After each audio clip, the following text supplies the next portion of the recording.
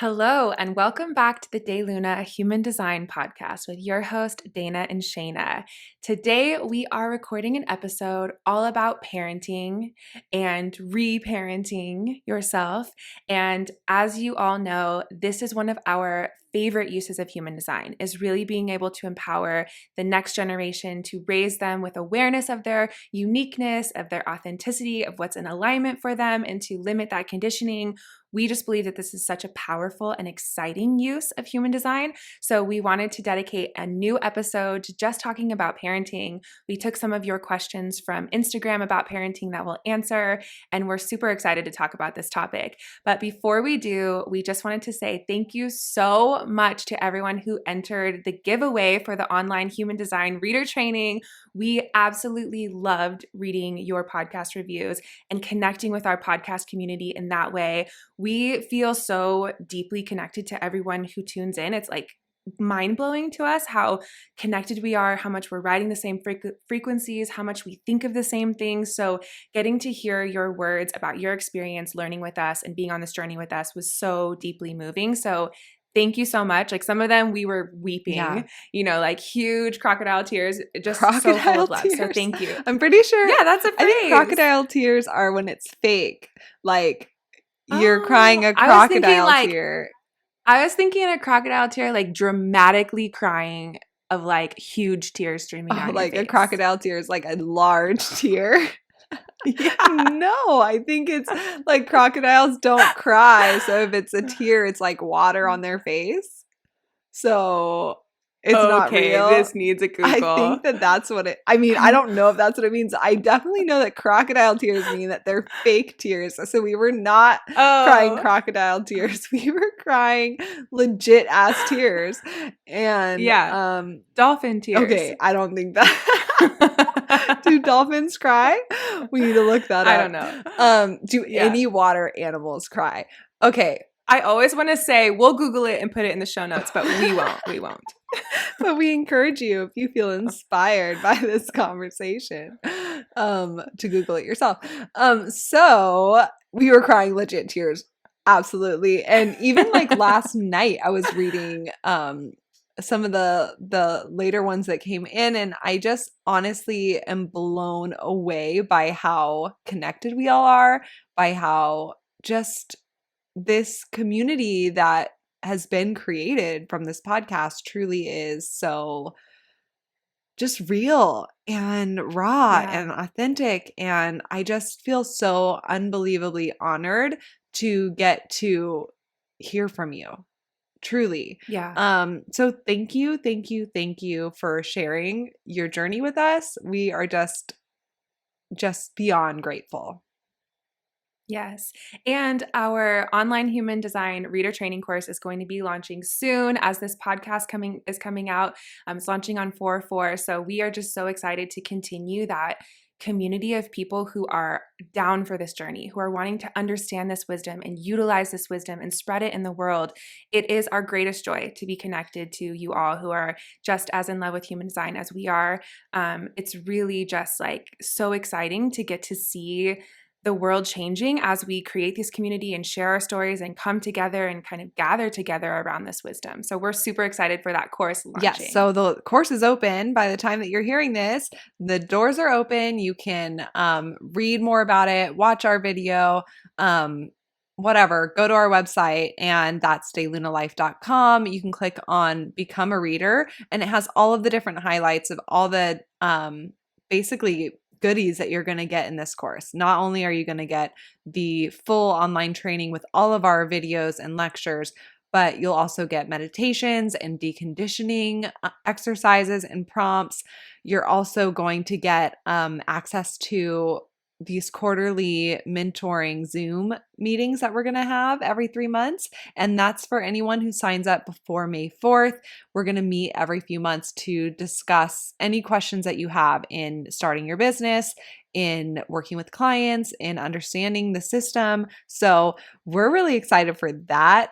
There's also an online human design reader community that you'll have exclusive access to where you can connect with other readers. Maybe you want to collaborate on something, or ask your questions or answer questions. There is just a whole space for you to connect with other people. So there's a lot packed into this training, and we really wanted to just juice it up with as much as we possibly could, because human design is here to change the world, and it's changed our lives. It's changed, I know, everybody's listening lives. So we're just really excited. So if you want to check that out, you can go to our website, once again, daylunalife.com, click on Become a Reader, and read everything there. So we're excited to see you in there. But in this episode, we are talking about parenting, reparenting. Like Dana said, we're super passionate about this topic, and it feels really timely because we I don't know. I feel like from 2 episodes ago where I was talking about being fertile and like giving birth and connecting with so Your my womb, womb. my womb. Um so many people reached out saying, "Oh my gosh, Shayna, I feel intuitively right when you said that that you're going to be pregnant soon, that you're going to be pregnant soon." Like I honestly, like 10 people reached out saying that, and I was like, "Okay." Um who knows? But also Dana's looking at me like, oh shit. Um scary, but also I'm so excited to be a parent, and we know that we don't know. So we are dog parents right now, and we're already helicopter Mm-hmm. moms about things. Yes. So Yep. I'm ready. I'm ready for it, I think. Who knows? Yeah. And, yeah, being a dog mom, like I had to take my dog to the vet this morning and I was like a nervous wreck. And, it's just so funny to how often we get to meet with parents and, share this information. But really, that is our biggest inspiration, is getting to meet parents who are actually using human design. Like, we admire you all and are so inspired by you all, and hearing your stories of how your kids respond and how helpful it is. Like, it is really just so impactful for us. And we love getting to learn from the parents that we're doing readings with, of just like how that lived experience actually plays out in their family. And so we're just really excited to share all of, talk about your questions that you had, the parents that we've connected with, and answer them. And also, this topic of reparenting has been coming in because I feel like everything that I do in my life, like every adventure I go on or every new experience I have, is always turns into a case study on human design for me. Like, I just can't help but see everything through this lens of human design, and through understanding people and myself and my energy through this lens of human design. I'm always kind of like observing things and studying things and seeing how all of this wisdom plays out in real life, so that I can learn for myself and to also be able to teach. And so Jared, my husband, and I, we've been getting really into snowboarding again, which is something that I grew up doing with my family when I was a kid. My parents taught me to ski and snowboard, starting from when I was a toddler. And it's so funny because as a kid, I had kind of a weird relationship with snowboarding, because I was the only one of my 4 siblings that was a projector. Everyone else was a generator or a man gen. So all of us siblings would be out skiing together, snowboarding together, and I would always be the first one that was tired. I would always be the one that, like, if we went 2 days, the third day I was just over it and I needed a break. And I also was the youngest out of my siblings. And I got so much shit for being lazy, for being a baby. And I had such a huge chip on my shoulder about it, because I was like, I'm tired. How come we have to do this if I don't want to? And, a lot of my childhood, all of our family like trips were around skiing and snowboarding. And it was always kind of a bittersweet experience for me, because I always felt like I had to hide when I was tired. I had to like suck it up and not be a baby. I felt really like judged and unseen. And so even though there were moments of it where I really was enjoying myself, there was also so many moments where I just felt kind of like left out and misunderstood. And like there was kind of a lot of conditioning that happened for me in this zone. So, fast forward all these years later, my husband and I going snowboarding together, and having so much fun and literally like flying down the mountain. We talk about this all the time, Shane and I, when you're riding a bike and you're just like the wind's in your face and you're literally effortlessly just gliding or flying, like that feeling of freedom and feeling so alive. Like that same feeling really happens for me when I'm snowboarding in these beautiful mountains, just soaring, effortlessly down the snowy mountain. So it's interesting to be reparenting myself while I'm getting back into skiing, back into snowboarding,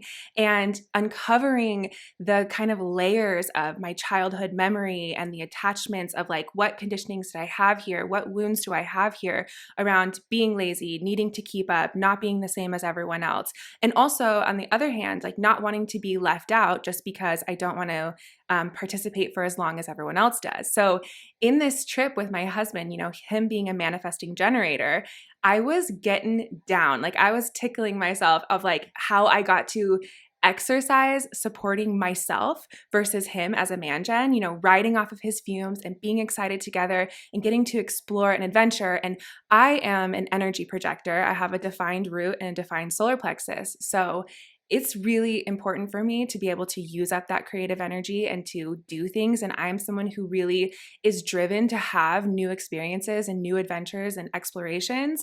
But I definitely 100% notice when I'm done now. And I have this awareness of like, okay, my body's telling me I've used up this energy. I've had so much fun and now I'm done. And there still is like this FOMO that kicks in of like, Jared's going to keep skiing for a couple of hours. And like, am I really allowed to just go in the car and pick him up later? Like, is that really okay? Or like, will I judge myself? Will he judge me? Will people around me judge me? And just being able to have this permission to reparent myself and to give myself what I always needed as a child to say, okay, you've done it. You're done. Listen to your body. Go take a break. We'll meet later. And how doing different things, even when you're on the same adventure together, it actually creates this beautiful harmony where I get to go do something else and come pick him up later. And I get to enjoy myself the entire time instead of pushing myself to behave in a way that it's not really right for me and that my body is not really wanting to naturally do. So I was just having so many like pings and downloads and finding tips and ways for myself to navigate that experience so that it was real for me, so that it was genuine for me, that I could go snowboarding on this trip and have an amazing time, but do it my own way. And to allow my husband to do his man gen thing and to do extra runs and to wake up earlier than me and for us to just meet together. So the whole experience, I feel like, of being able to navigate with this like human design lens was so healing for me. And I just feel like a weight is like lifted off of the memories of feeling like all of this pressure to prove myself, all this pressure to hide what I was really feeling, etc. I literally feel it lifted just by going back to that experience and navigating it in a way that is aligned for me, and really being there to be my own mother, to nurture myself, to give myself and to listen to myself with what I'm really needing. Wow. It's so crazy how it's, you know, I don't want to say this, it's a small place, but it Mm-hmm. kind of is, in It that is. you Yeah, just gave yourself permission to be done when you're done, and how I much know. we judge ourselves, how much pressure we put on ourselves of, is that okay? And can I do that? And Yeah. that conditioning, I love this example because it really Hmm. is so true. And it's like, oh yeah, Yeah. I can do that. I know. And the awareness shift is so simple. It's so easy. It's just the difference between being okay with something and not being okay with something, Yeah. right? It's like the same thing is happening. I'm tired and I want to quit, but either you're not okay with it or you are. That acceptance of those two different things equals love Yeah. for yourself. And so it's this profound shift that literally happens with awareness. It literally happens with giving yourself permission, but it can transform your daily lived experience. And it's just so interesting how like these little places in your life, how it could have been so much simpler. There could have been this level of awareness and acceptance that could have made things so much easier, but there wasn't. But then you have this opportunity to make that shift so Yeah. easily, like simply with that awareness as an Yeah. adult. It's so interesting as you're talking.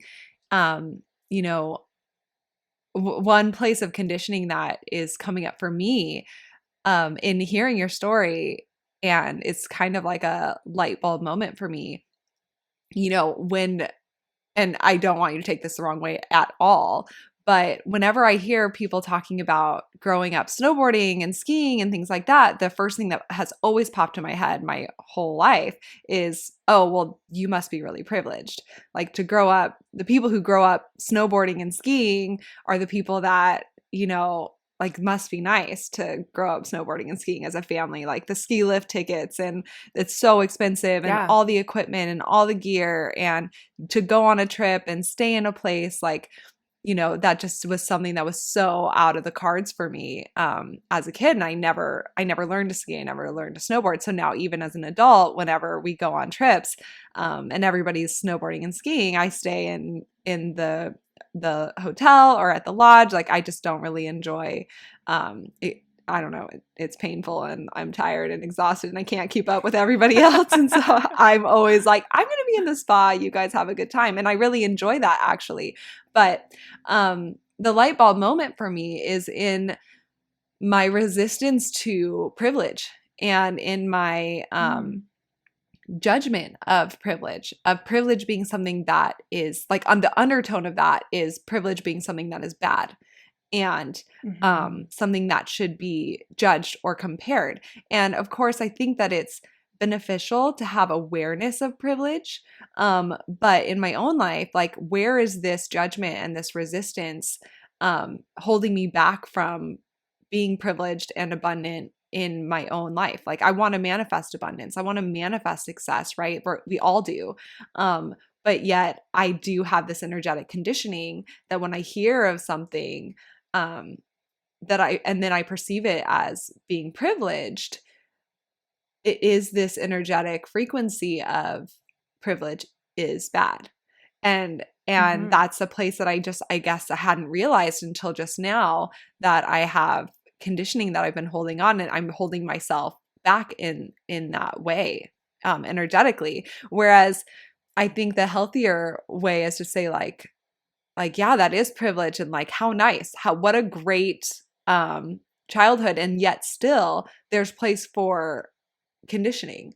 And for me, with my Mhm. own kids, like, I want them to have every opportunity, just like your parents wanted you to have every opportunity by taking your family on those trips, right? Like, I want to take my kids on those trips. I want my kids to be privileged. But also, this is such a great place to realize that it doesn't matter what opportunities you're giving your kids, there's always room for conditioning. There's always room Absolutely.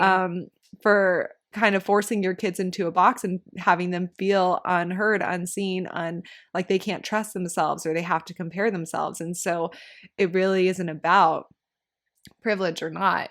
It's about, you know, um seeing your kids for who they are and their inherent value, um, and trying to not condition them as much as you possibly can. I Mhm. mean, of course, there's always going to be conditioning that comes in, but how can you, as a parent, hold space for your kids?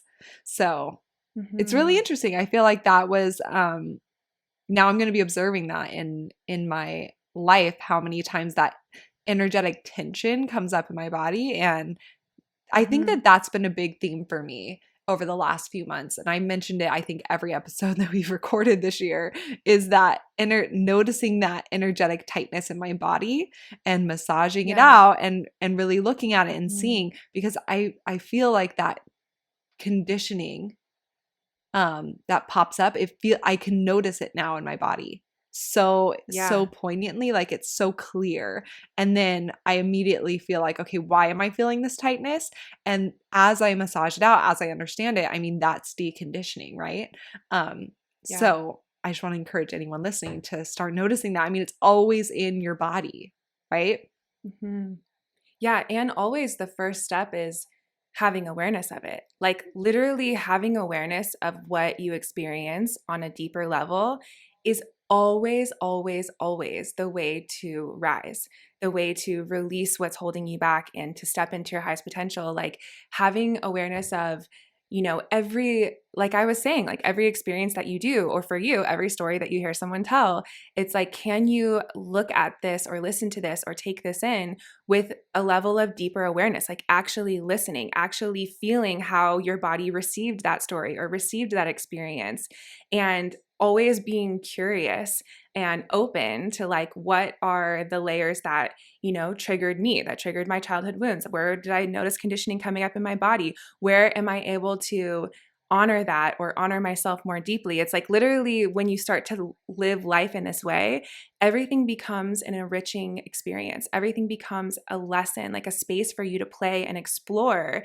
and kind of get playful in that journey of deconditioning, get playful in that journey of honoring yourself and reparenting yourself in every like moment, in Yeah. every Yeah, opportunity. releasing bitterness for me as a projector, my not self, of must be nice to grow up doing that. Mm-hmm. And leaning more into, okay, privilege is good. Privilege is what I want to give my kids, and having awareness of your privilege and letting that inform you and be aware of the world and how you do have more things than other people, etc. You're not I think it's bad to be blind of your privilege, but I also think it's Mm-hmm. not helpful to push away privilege, because how else are you going to grow and succeed and have the abundance that we all want for our lives? Yeah. And even in the same vein of that, like conditioning, in my childhood experience of skiing, my family had a cabin in Tahoe, which is 1000% privilege. And also being able to ski in general, 1000% privilege. I definitely recognize that in my life and I'm grateful for it. And during those experiences, we always, there's neighbors that we had in Lake Tahoe that were billionaires. And there were people that had the nicest gear and skis and all the things. And as a kid, I always felt like my stuff was not nice. And I had duct tape on my gloves and like my fingers were freezing cold. And we had the same exact Yeah. experience of like seeing rich people on the ski hill and being like, must be nice. And even as a kid, I really had so much conditioning that really came from just like the culture around me and the culture of my family of feeling like if you were rich and really wealthy, you were an asshole. And that was like literally if you saw someone in a super nice car, you would roll your eyes. And that has been something that I've been working on healing, especially with Jared too. Like even to this day, if we see like a super nice car roll in and someone has all this nice gear, it's like this ping of like jealousy or bitterness or conditioning, when really it's like that jealousy is because you want that really nice gear or Yeah. whatever it is. And just noticing that that holds you back, and how can you come to that with a new level of awareness and release it, Yeah. because it's really only ever hurting you and not the other person that you are portraying that jealousy at. Yeah. Yeah. It's so I just love this topic. I think it's so fascinating. And how it's always must be nice, must be nice. And that must be Yeah. nice feeling is a low expression. It's not self. And also, Yeah. and it's conditioning. Yeah. And also commiserating, I think, is a big thing that we do, especially on social media, where it's Mm. like let's band together and like F those people or F that thing, or let's not want this, or this is just who I am. There's a lot of commiserating that happens, I think, in our conditioning and in our desire to want to connect and be like minded and feel seen and feel validated. And a lot of times that's commiserating and latching onto and identifying with your conditioning versus noticing where it might be holding you back and releasing that conditioning. So Yeah. it's really interesting. But the Mm-hmm. main thing that's been coming up for me in the last few days, and especially today, like there's like a strong message that keeps coming through, which is, and it honestly, of course, we're talking about reparenting and parenting today, is that there's enough space for you. Like there is enough space. Mm. There's enough space for you, like in anything that you're doing.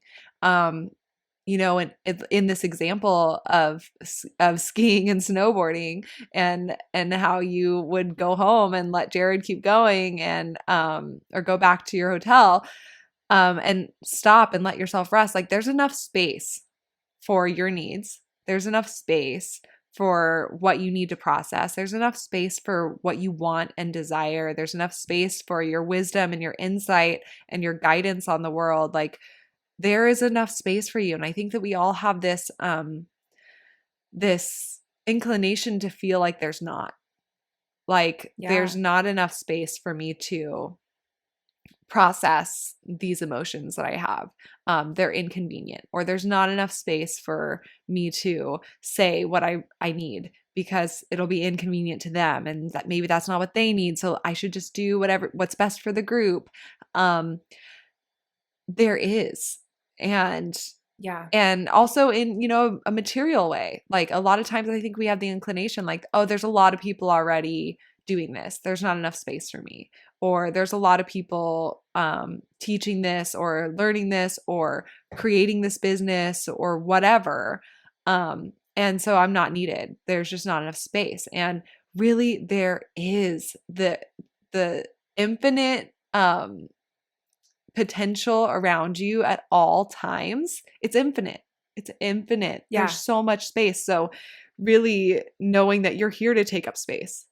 You are. That's why you're here. And really Mm. understanding, like, okay, well, if I'm here to take up space, how do I want to take it up? How do I want to?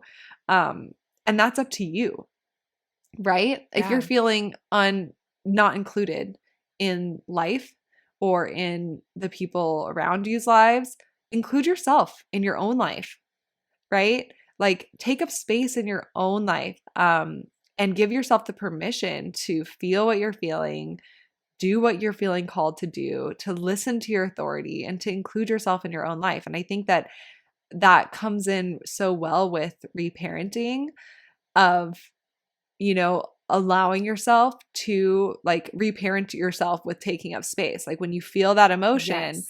allow yourself to feel it. When you feel like I want to rest right now, but not everybody else does, allow yourself to take up that space and say, I'm going to leave and like keep going, or I'm going to the lodge for a bit and keep going. Um, Allowing that permission, I think, is so important. And with parenting, allow your kids to take up space.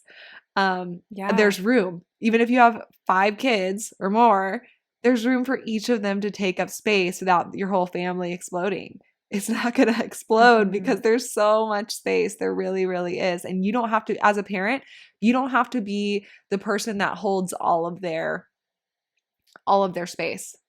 You don't have to be Yeah. you don't have to be that container for them, because you're going to force them to play small. They can take up space and they can hold their own if you allow them to.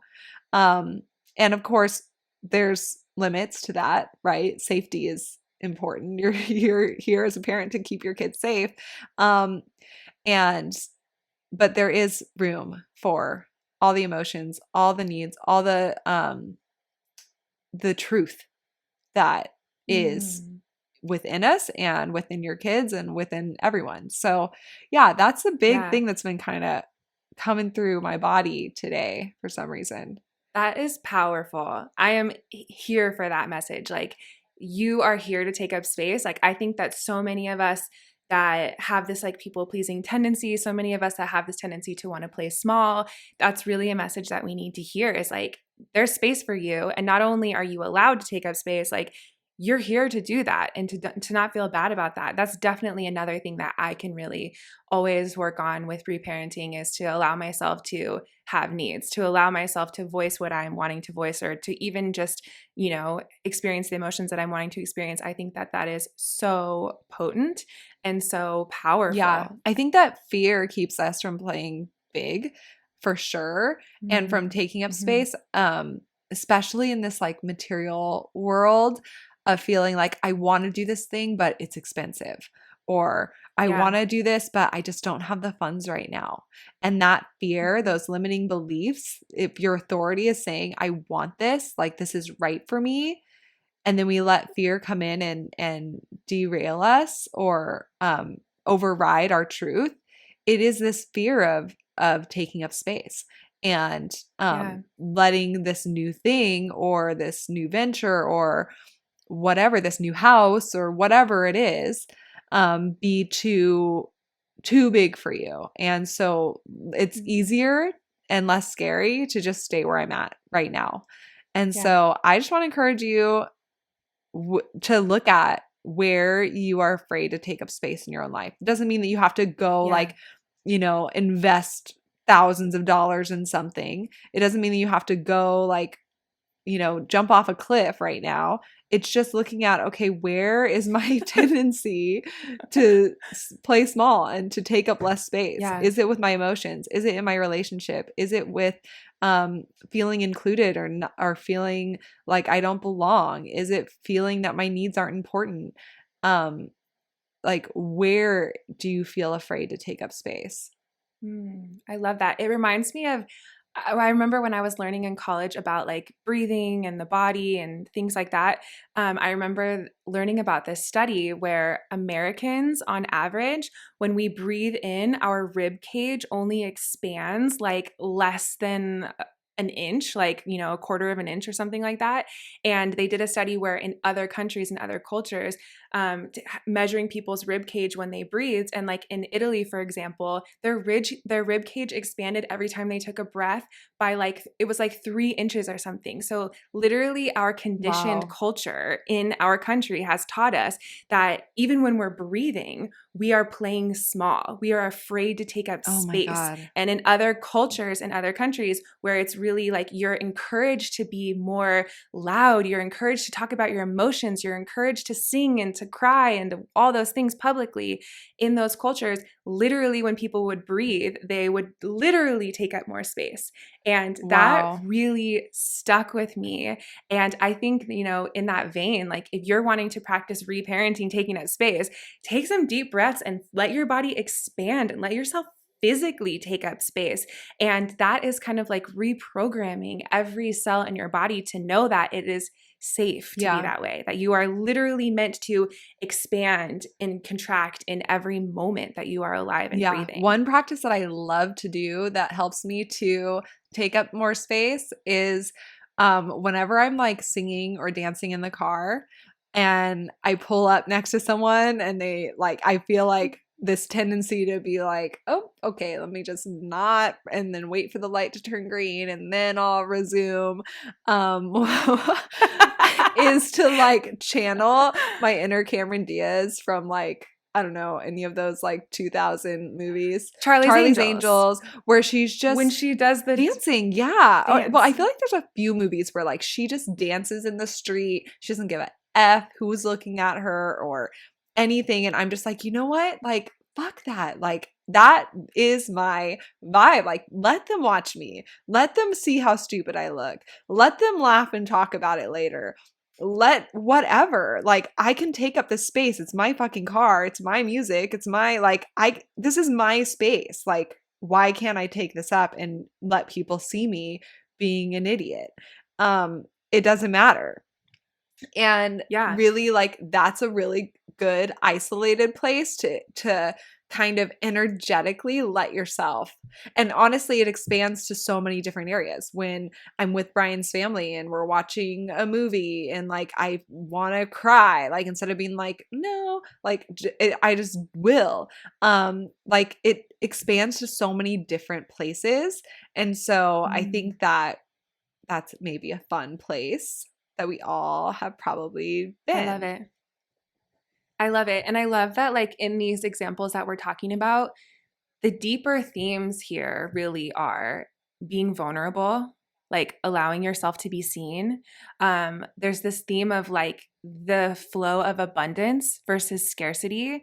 And, all of these themes are powerful, right? Of course, there are going to be many deep places in our life where we have either conditioning around this or work to do or awareness to develop. And so, doing that and going on that journey can just be so healing, right? These like little, like we're talking about, these like little silly moments in your life, dancing in your car, whatever. Use that as your school to practice empowerment, to practice awareness and authenticity, to practice reparenting yourself and nurturing yourself the way that you wish the adults did around you when you were a kid. So I love that. And I'm a big fan of dancing and singing in my car. Always have been, always will be. I think that's like a South Node and Leo thing that we have in common there.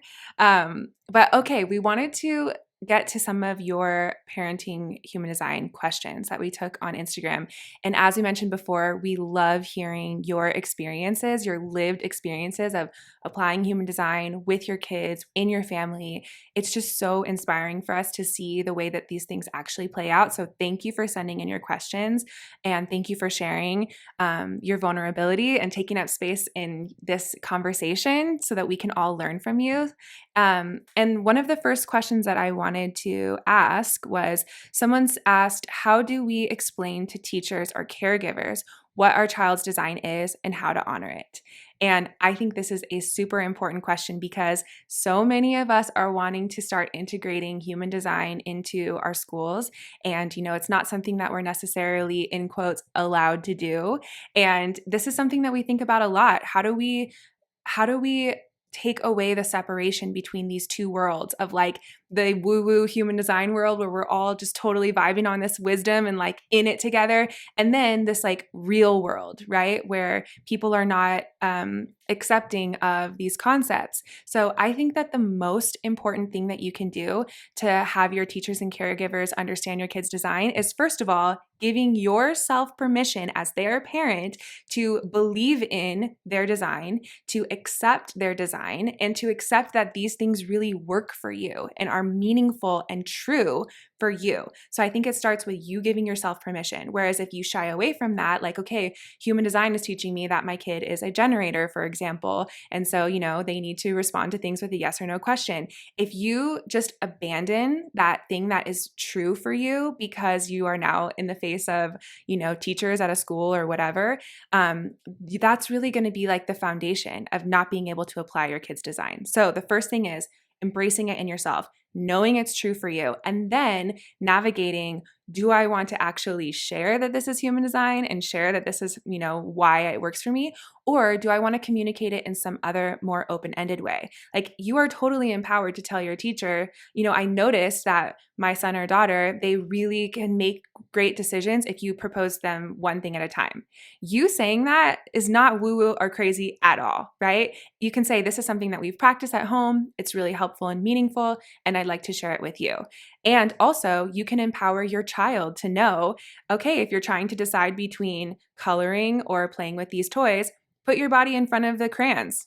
Do you want to do that? Do you have energy to do that? Okay, no, put your body in front of the toys. Do you have energy to play? So you can empower your kids even from a really young age, how to start navigating their design and how to feel confident in doing that, even at school.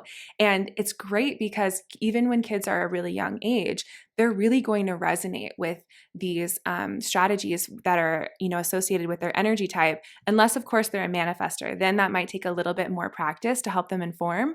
But if you're doing that from a young age, even manifester kids can really embrace that and bring that into their schooling. Yes, I love all of those tips. I feel like it's taken up space once again. Yeah.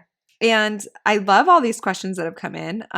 One question is, how can we prevent conditioning as much as possible with our kids? And there's a lot that you can do, but also there's only so much you can do. So the first thing is to really focus on yourself, focus on your own design, really understanding your gifts, your type, your authority, and what energetic alignment is for you.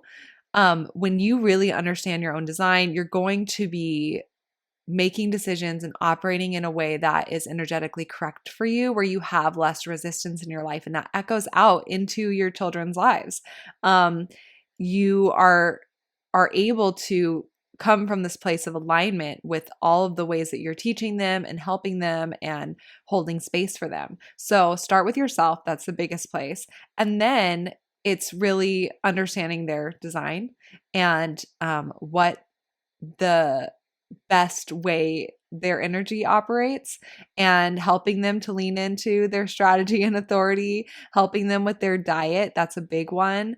And really understanding, okay, they have an open G center, so, or an undefined spleen.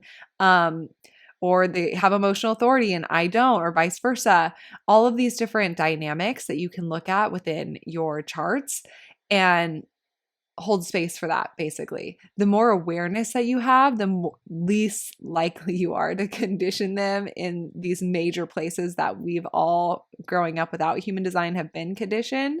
So honestly, just having awareness of their design and your design, you're already 10 steps ahead from where you came from. And the conditioning that you are releasing in your life is healing your lineage. So Yeah. yeah. I mean, honestly, if you're listening to And this podcast, great job. yeah, you're doing a great job. Yeah, and I feel like it can be helpful to not try to have the intention, how do I prevent conditioning? Like that can be an unhelpful intention. Instead, how can I promote self trust in my child? How can I promote authenticity in my child? And human design can be such an empowering tool set or framework. But I think that the most important thing is that human design is second, maybe like on the back burner. And what's on the front burner is you teaching your child to trust themselves. Teaching them to listen to their body and to be able to communicate that. And human design can just be this like supporting role. We never want it to be, something that feels dogmatic, like you have to apply this. Like mostly this is just so that we can allow this awareness for differences and allow this awareness for acceptance and have some framework that is really helpful. But it's always going to be the most important to just prioritize that authenticity, that trust, being able to communicate that, if even if your, human design is saying one thing, if your kid is saying, no, this is what really feels right for me, trust them. And I think that that's something that you can do that's really supportive. And in this same vein, someone asked a question, what are your thoughts on reading into human design charts before a child is 7? Are their auras too fluid or conditioned? And we definitely believe that reading your kid's human design chart when they're a really young age can be so super helpful. So as we've mentioned, the things that can really support them, helping them or just holding space for them to eat by their diet is so helpful while they are growing and while their brain is developing. And once again, this is something that we would encourage you to let your kid take the lead on, but we notice a lot that kids naturally want to eat by their diet. So you can kind of set up the environment for that, hold the space for that, and then still let them take the lead there. But that is something that's going to be supportive for your kid, even from a super young age. Also, knowing your kid's authority, that is something that you can teach them from, the time that they're able to talk. You can start helping them use their authority and presenting things in that way. Or if you had a kid that had emotional authority, for example, and they're trying to decide, do I want to have my birthday party be like this or like that? Say, okay, well, why don't we sleep on it? And, give them some time and then ask them, well, will it make you happy to have your birthday party like this? So you can hold space for that authority from a really young age. That's super helpful. And also just noticing or knowing all of the different tips about their energy type and the way that their strategy works, things like that. All of that will be super helpful. Also, their profile.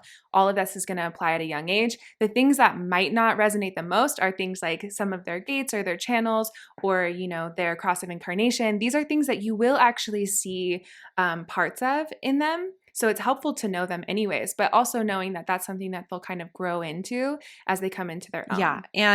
And honestly, leaning into and understanding holding space for their design from before they're 7 can really help them to not have so much conditioning as they are developing and as they're growing. So we think it's really important. And another question in this same area was, how can I support an infant with their human design?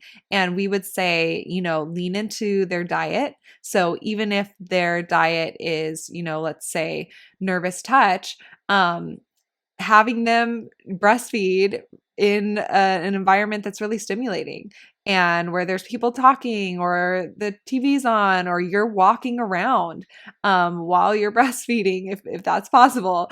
I don't know. I've never breastfed, but breastfed, whatever. I don't know if that's how you say that, but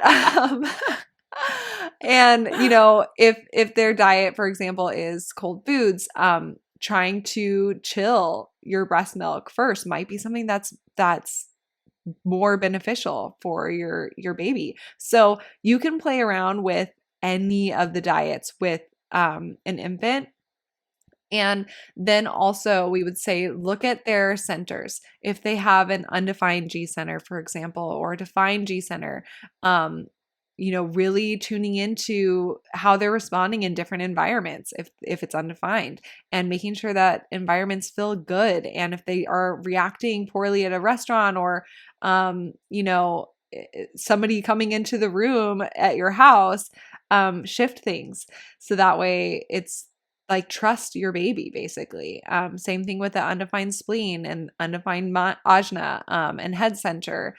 Really learning what that means. And we have episodes on all of that. We also have a lot of resources to teach you what each of those mean, but that can be really beneficial in supporting your infant. So of course you're not going to be asking your projector infant like, what's fascinating, let me see.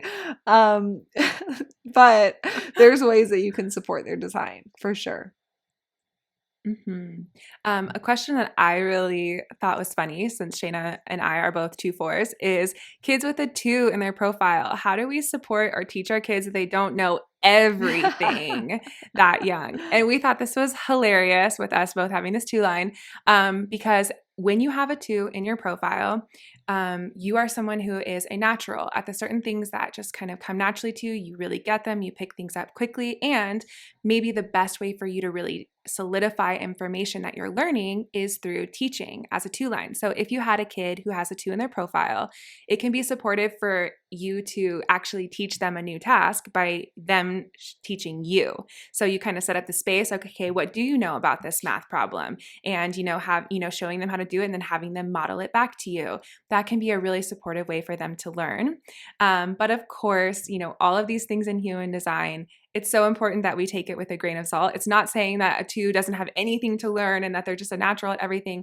Of course, they still need to learn things. And actually, one of the most beneficial things that you can do as a parent to a kid with a 2 line in their profile is to help them see the things that do come really naturally to them, and then to help support them in getting education in that thing. Help them really hone that talent, hone that skill, hone that creative ability. That can be so beneficial for them.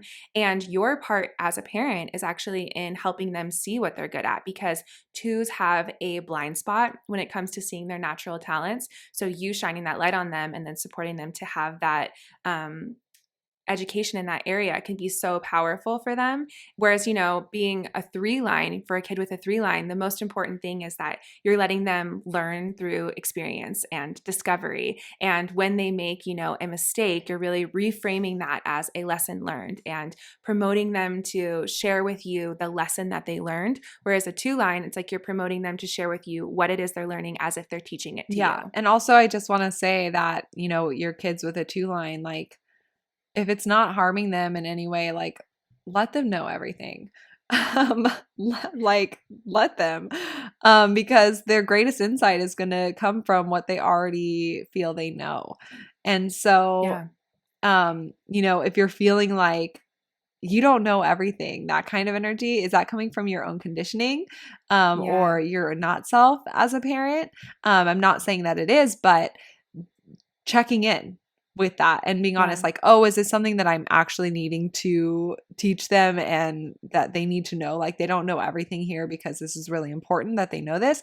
Or is this something that I can just trust them and empower them to really let their own genius come through without having to rationalize and explain why they know it and prove that they know it and all of that? Because Yeah. And in that, oh, I was sorry, just go gonna ahead. say, because as a 2 line, I feel like some of my greatest insight and personal self insight are from the things that I can't explain why I know. Yeah. It's just like that just came to me. Um, Yeah. so And nurturing that and side. the most supportive thing you can do as a parent with a 2 line kid is to say, like, yeah, there's certain things that you can just say, like, I'm just a natural at this. I don't need to explain it. I don't need to say where I learned it. That's helpful for a 2 line. And also, being a parent of a 2 line, not forcing them to try new things if they are like, no, I know that I'm good on that. I know that I'm already not going to like it. Letting them explore with that and trusting that feeling that they have, because oftentimes a two-line can know, they sort of can project like, I know how this is going to play out before it happens, and so I don't even need to try it. I don't even need to troubleshoot it. Being supportive of that and being expansive and open and accepting there can be so deeply supportive. And kind of in the same vein, another question that I wanted to answer was, someone said, any advice for a solo projector mom parenting twin projector teenagers? First of all, whoa, I love that family dynamic. How cool that you have twin projector teenagers and that you're a projector mom. I'm into that. Second of all, what I really wanted to say with this question was about teenagers. So I think it is the most beneficial thing that you can do for raising teenagers to treat them like they already are someone who knows who they are, because in a lot of ways they do. And the conditioning can be doubting themselves, questioning themselves. They might actually have a really natural understanding or inclination of what's right for them. And then everyone around them is telling them, no, you don't. You don't know who you are because you're a teenager. You don't know what you're wanting to do because you can't trust yourself. You don't know what you want to do because it sounds crazy to me. And I think that you should do this, XYZ that makes sense to me. So oftentimes teenagers are kind of like getting rocked because adults are derailing them. Adults are holding them back from just listening to what feels natural for them. And a big part of that, I think, is our Western school system, the way that we kind of force every child, every teenager to really be standardized and to learn kind of a standardized education.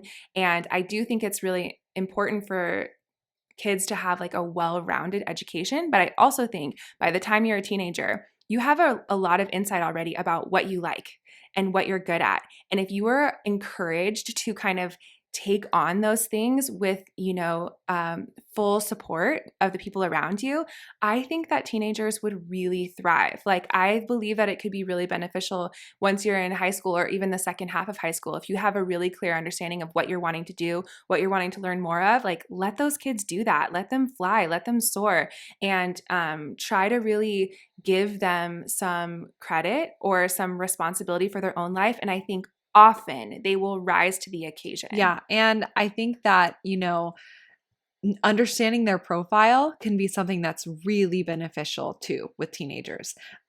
Understanding that, if they're a 3-5, for example, or they have a 3 in their profile at all, they might just be throwing things against the wall and seeing what sticks.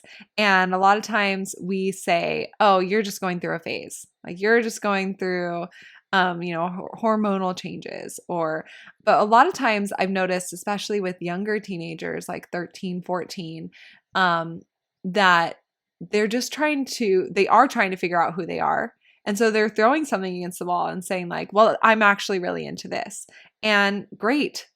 Like, that's amazing. And then they'll see if that's what they like or what they don't like and what they learn there. And, trying to prevent your kids from learning lessons, or trying to give them the lessons that you think they need to learn.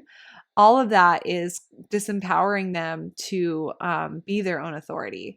And so, kind of what you were saying, Dana, of just letting your teenager be their own authority. And, of course, there's limits to that with safety, and their brains are still developing, of course, right? But supporting them and honoring their truth by having a space that's open enough for them to share, if with this question of projector twins, asking for their insight, asking for what they see, asking for how things could be made more efficient, especially in the areas that they're already fascinated in, giving them meaningful compliments, giving them time to rest if they need to, and to be energized and super into something if they're really fascinated with it. Letting them teach you. All of those things can be really, really supportive. So yeah, And I love teenagers, honestly. Like, I wish with yeah. my baby that we can just have an infant and then like blink and then pass like 2 through 5. Because I love teenagers. I'm really afraid for when I have a toddler. Even though I know that It's going to be one of the biggest lesson givers of my life. Um, Mhm. but I'm deeply And afraid. but you did say that you wanted I twins. know. And you do have twins that is in like your family genes. So it is possible for you. And we get a lot of questions about twins. Yeah. Another person asked about having identical twins. They're born the exact same minute. So, like, how does their human design work? And I think that this is a fascinating place to really look at human design because two twins that have the same chart and the same everything in their design, the same gates, the same profile, everything is the exact same. They're still going to have two separate souls, right? Two separate magnetic monopoles that are pulling them to their unique life because they are two separate people. So a lot of times we'll see twins that their magnetic monopoles are drawing them, attracting them to very different interests, but they are doing those interests in the same way with the same set of energetic gifts and qualities. So on paper, they can seem really, really different,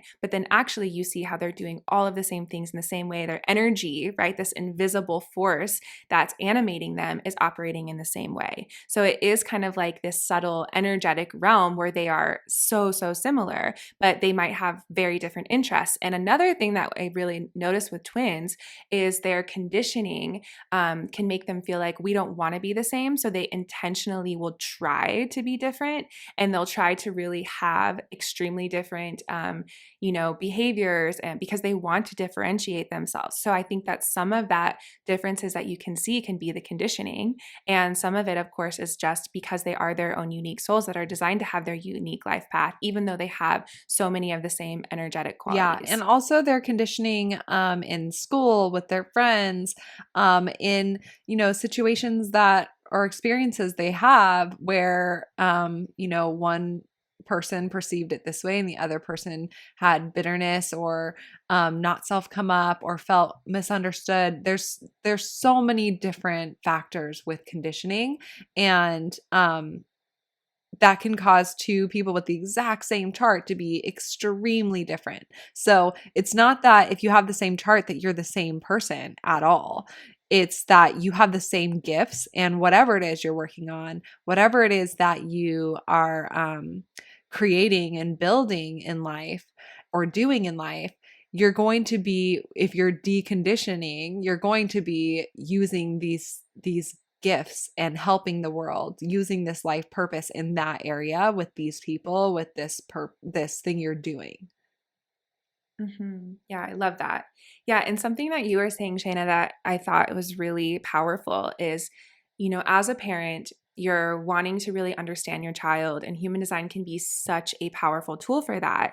But it's always going to be your discernment to apply human design as much as possible, right? It's not all or nothing. Like with a manifestor child or manifestor teenager, it's really important to let them be independent as much as possible.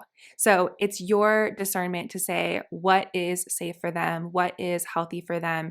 But it is a balance of really letting them be their own unique individual from a young age, empowering them to be their own authority, using these tools because you've experimented with them and you see how helpful or meaningful they are. But I think it's really important to say that you're always taking the lead from like, is this meaningful? Is this helpful for my child? And that's one of the reasons why it's so inspiring for us to get to meet parents. It's because we love asking that question. Like, okay, you told your, projector child, you asked them for their insight. How did they respond?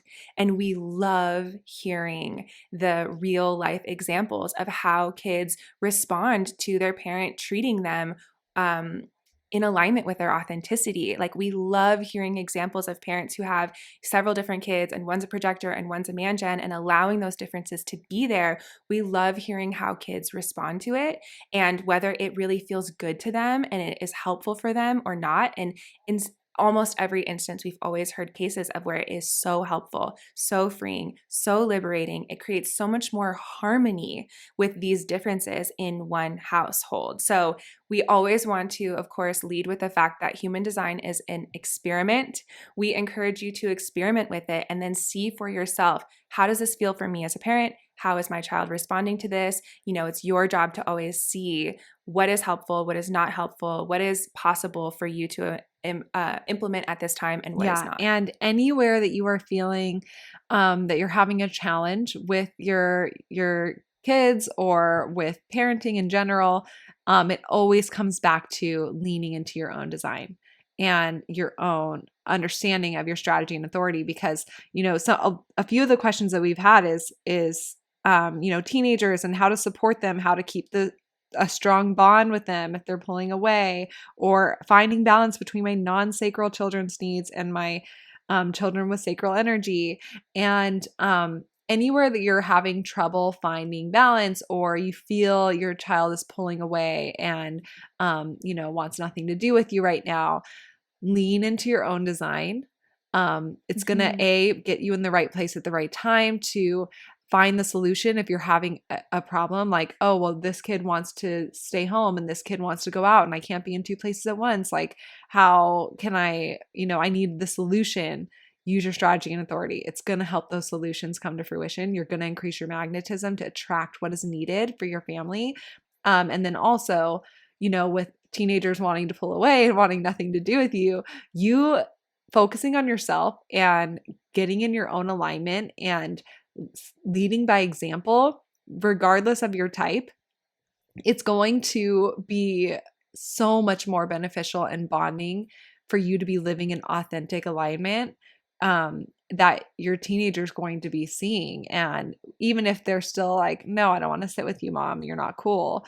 That's okay, because subconsciously or even just deep down, they can see how vibrant and authentic and real you are. And when they need advice, they're going to come to you for that. So, Yeah. yeah. Yeah, it's literally like, as you're a parent, always keeping yourself, your inner child, as one of the kids that you're parenting, Yes. right? Reparenting yourself. Like, your kids are so important, absolutely, but you are important. You are the one that's holding this container for your family. And if your container is not being nurtured and loved, guess what? No one else is either. So it's literally this cliche comment of like, if the plane is going down, you put the mask on yourself first before helping your kid. That's how human design is. That's how life is in general. If you're really wanting to help your kids, it's always about starting with yourself. And in the same vein, I just wanted to say, as a parent, when you are using your authority, making a decision, let's say, for example, do I want to quit my job? This is a huge decision that can have, implications on your entire family with your finances, whatever. It's still so important for you to say, to make that decision from your own perspective. Like, if you had emotional authority, will this make me happy? Not my family, not my partner, not my kids. It's so important to start with yourself and your own authenticity, and to trust that you doing that will make everything else that affects your family so much easier and more aligned. So just a huge shout out to reparent yourself. Just a huge shout out to give yourself that permission, and to know, like, we love meeting parents that are so focused on their kids. It's beautiful to see, but we always want to say, like, why don't we do your human design reading first and give yourself that love that you're wanting to give to your kids, you giving that to yourself first, reparenting first. It's just going to set such a beautiful, healthy, fertile foundation for everything else that you're wanting to implement in your life as a parent. Once again, it's okay to take up space. You must. Yes. You must. You must. And so, yeah, I've been so excited by seeing all the different people come in, or that are interested in this training, that want to use human design with helping kids and with integrating it into schooling and parenting. And I'm just really excited for that next generation of children that are growing up with being honored and having their energy honored and knowing who they are from a young age. I'm just so excited to see it all. So, we love you all, and we are so excited for this new chapter. We're so excited to see how you take up space in the world.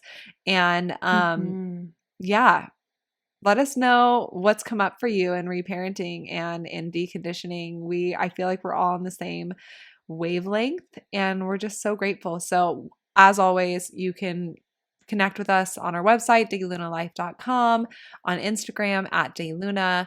And we just love you. We're excited for all the space, all the room, and to see how you fill it.